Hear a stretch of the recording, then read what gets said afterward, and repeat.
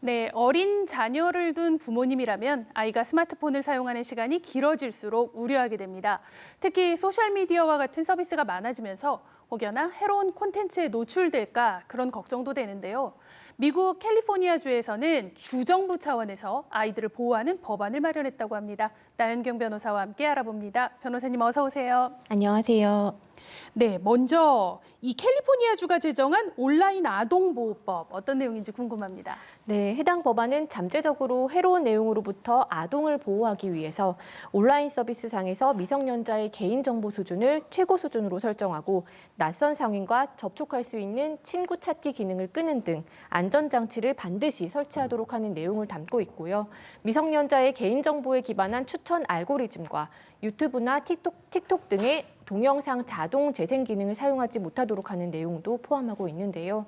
지난 9월 만장일치로 국회를 통과한 이 법안은 2024년 시행을 앞두고 있습니다. 네, 그런데 빅테크 기업들이요. 이 법안에 대해서 제동을 걸고 나섰다고 하죠. 왜 그런 걸까요? 네, 뉴욕타임스는 아마존, 구글, 메타, 틱톡 등이 속한 빅테크 기업 연합 넷초이스가 지난 14일 온라인 서비스를 자유롭게 이용할 적정 연령을 설정하는 법안인 온라인 아동보호법을 저지하기 위해 미국 캘리포니아주를 상대로 소송을 제기했다고 하는데요. 이 법안은 캘리포니아주 기업들이 온라인상에서 아동을 보호할 안전장치 설치를 의무화하는 규정을 담은 법안으로 미국 캘리포니아주 기업들은 해당 법이 광범위한 콘텐츠 검열을 유발해 아이들에게 부여된 언론의 자유를 침해한다고 주장했습니다. 네, 이에 앞서서 사실 OECD에서도요. 디지털 환경 아동 권고안 이걸 발표한 적이 있죠. 캘리포니아주의 이 법안과 같은 취지가 아닌가 싶습니다. 그렇습니다. OECD는 2012년 온라인 아동 권고안을 개발한 이후 코로나19로 인한 디지털 환경의 급격한 변화에 따라 유해 환경 노출, 그리고 사생활 침해, 인터넷 중독 등 아동의 온라인 위험 노출의 증가를 반영해서 2021년 5월에 개정된 디지털 환경 아동 권고안을 발표했는데요. 네. 이번 권고안에서는 특히 아동에게 안전하고 유익한 디지털 환경 조성을 위한 원칙으로 비례성 및 인권 존중, 법률 정비, 국제협력 강화를 강조하면서 이러한 변화에 중추적인 역할을 수행해야 하는 인터넷 기업과 같은 디지털 서비스 제공자들의 책임 강화를 위한 별도 가이드라인을 마련했습니다. 네, 사실 이런 게요. 아이를 키우는 부모의 입장에서는 참 필요해 보입니다. 그런데 소셜미디어 규제와 관련한 법안이 상정되고 나서는 이에 대한 반발이 이어지고 있다 이런 소식입니다. 그렇다면 우리나라는 어떤지도 궁금합니다. 네, 지난 7월 개인정보보호위원회는 아동 청소년의 안전한 온라인 활동을 적극적으로 유도하고 지원하기 위해서 아동 청소년 개인정보 보호 가이드라인을 발표했는데요. 이 가이드라인은 OECD의 디지털 환경 아동 권고안을 참고해서 마련된 것으로 여기에는 개인정보의 수집, 이용, 제공, 보관 및 파기 단계에 이르기까지 온라인에서 아동 청소년의 개인정보를 처리하는 개인정보 처리자가 준수해야 하는 그런 여러 가지 사항을 알기 쉽게 제시하고 있고요. 이에 더해 보호자 및 교사를 위한 안내사항과 아동 청소년 스스로 개인정보를 지키는 방법, 그리고 국내외의 법제 현황 등 아동 청소년의 개인정보 보호와 관련한 다양한 내용이 담겨 있습니다. 네, 앞으로 우리 아동들의 온라인 활동이 더 많아질 텐데요. 이렇게 좀 보호하고 권리를 지켜줄 수 있는 이런 제도들에 대해서 고민이 필요해 보입니다.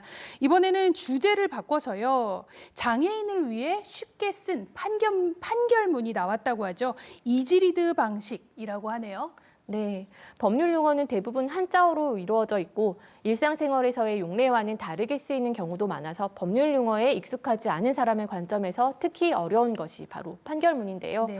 최근 서울행정법원은 한 청각장애인이 서울 강동구청장을 상대로 제기한 2022년 장애인 일자리 사업 불합격 처분 취소 소송에서 이지리드 방식을 활용한 판결문을 작성하면서 화제를 모았습니다. 해당 재판부는 원고의 요청과 장애인 권리 협약 그리고 유엔의 권고 의견에 근거해 판결문의 엄밀성을 해치지 않는 범위 내에서 이지리드 방식으로 최대한 쉽게 판결 이유를 작성하고자 했다고 그 취지를 밝히면서 원고의 청구를 기각한다라는 문구 뒤에 안타깝지만 원고가 졌습니다라는 말을 넣었고 판결문 판결문 곳곳에 당사자의 이해를 돕기 위한 그림과 도표를 삽입하는 등 판결문을 이해하기 쉽게 표현했습니다. 네, 사실은 저만 해도요, 판결문을 읽으면 참 와닿지가 않습니다. 왜 쉽게 써주지 않을까 이런 생각을 좀 해봤는데 이지리드 조금 더 자세히 알아볼까요? 네, 이지리드란 짧은 문장, 쉬운 어휘와 사파 등을 이용해서 이해하기 쉽게 만드는 문서 작성 방식으로 해외에서도 널리 사용되고 있고요. 발달장애인이나 청각장애인처럼 복잡한 글을 읽기 어려운 사람들을 위해서뿐만이 아니라 공공 서비스에 대한 접근성을 높이기 위한 목적으로도 널리 활용되고 있는데요. 국내의 장애인 단체들은 그동안 장애인들의 정보 접근성과 알 권리를 보장하기 위해 장애인을 당사자로 하는 근로계약서나 공공문서에 이지리드 방식을 도입해야 한다고 지적해 왔습니다. 네, 그동안 장애인의 정보 접근성을 높여야 한다 이런 지적이 계속돼 왔는데요. 이번 판결문이 또 하나의 좋은 선례가 될 것 같습니다. 네, 그동안 장애인들은 사건 당사자임에도 불구하고 복잡한 문어체와 법률 용어로 자신들의 사건에 대한 판결문을 이해할 수 없어서 그동안 사법 절차에서 소외되어 왔다는 지적이 많았는데요. 이번 사건에서 비록 판결의 결과는 차가웠지만 당사자를 위한 재판부의 노력과 따뜻한 마음만큼은 전달이 되지 않았을까 생각이 되고요. 또 이러한 법원의 시도와 노력이 사법 분야뿐 아니라 다른 공공기관 등에도 확대되어 가기를 기대해 봅니다. 네, 비단 장애인만을 위한 건 또 아닐 것 같습니다. 누구나 법에 좀 더 가까이 다가갈 수 있도록 우리 좀 쉬운 표현 사용해보면 좋지 않을까? 이런 그렇습니다. 생각이 듭니다. 네. 네, 변호사님 오늘 말씀 잘 들었습니다. 감사합니다.